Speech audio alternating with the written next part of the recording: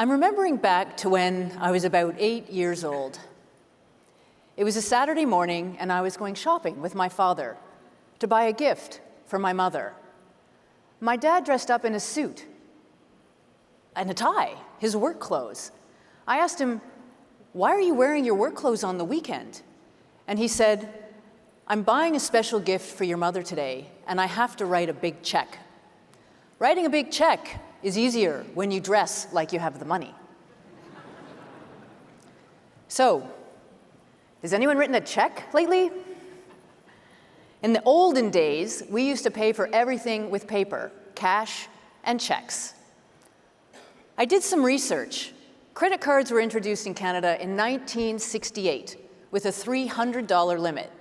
That's about $2,700 in 2023 terms. I was shocked to learn that Interact Debit didn't exist before 1994. I can't remember my payments life before debit. I must have paid for everything with cash. I do remember having a checkbook and that reordering checks was free. But now checks are so expensive to reorder that I won't use them.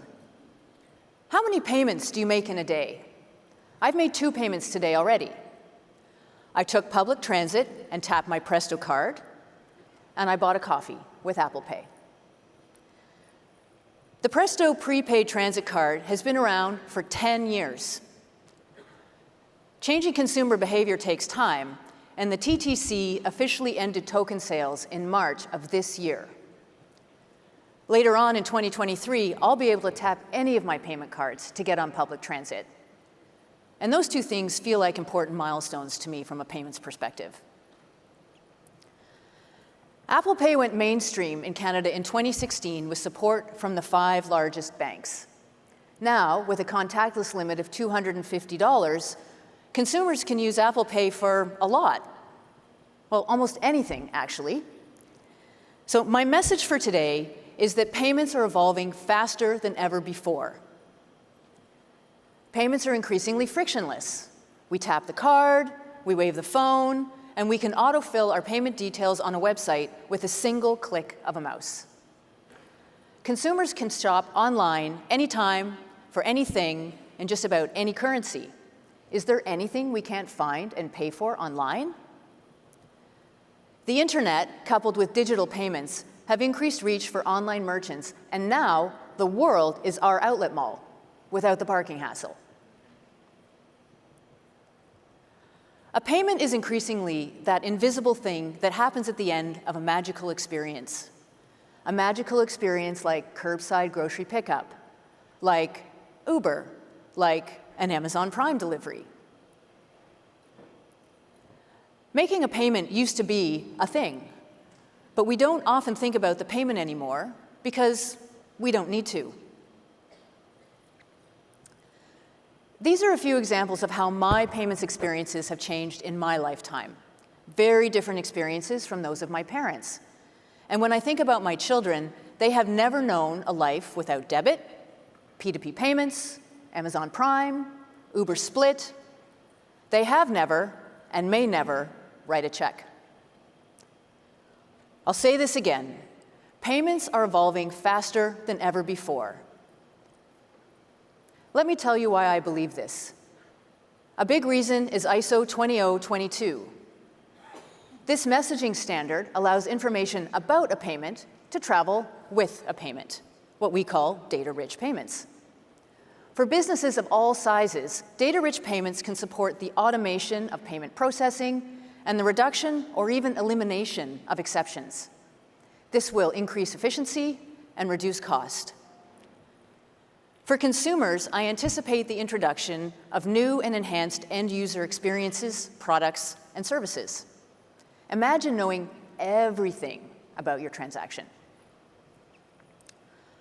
We don't yet fully understand how this standard will be leveraged, but I believe there's a lot of, I don't know how I ever lived without that, kind of innovation that's going to come from data-rich payments.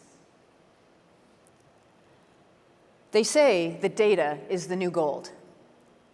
There are over 1,500 data elements in a PAX 8 message. As an industry, we will figure out how to mine this gold. Another reason why I think payments are evolving faster than ever before is continued technology innovation. APIs are increasingly everywhere, securely connecting and moving information between applications. Cloud-based solutions are becoming more prevalent in our payments ecosystem, providing flexibility and efficiency. We use mobile devices and the biometric authentication and location services that they offer to support simple, strong user authentication, and that provides even more secure payments. Canadians' preferences for digital payments, it's sticking.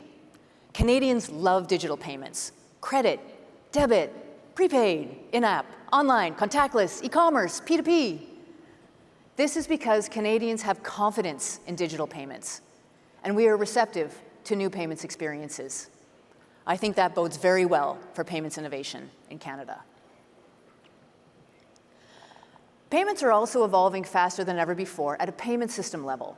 For example, progress is being made in connecting instant payment systems between countries to support real-time cross-border payments. Central bank digital currency activities continue in over 100 countries, including Canada. End users are going to be able to connect and transact in new, fast, and secure ways. As participants in the ecosystem, we must also manage the risks associated with digital payments. We know fraudsters never rest. We know resilience is critical. And we know that payments data must be protected. End users must trust the entire payment process. Chip and PIN, biometric authentication, device authentication, these have all made it much harder for fraudsters to commit payment fraud. It's essential that our industry maintains its focus on making payments even more secure. As you probably know, Payments Canada owns and operates core payments infrastructure. At Payments Canada, we dedicate ourselves to the delivery, operations, and governance of payment systems that are innovative, secure, and globally connected.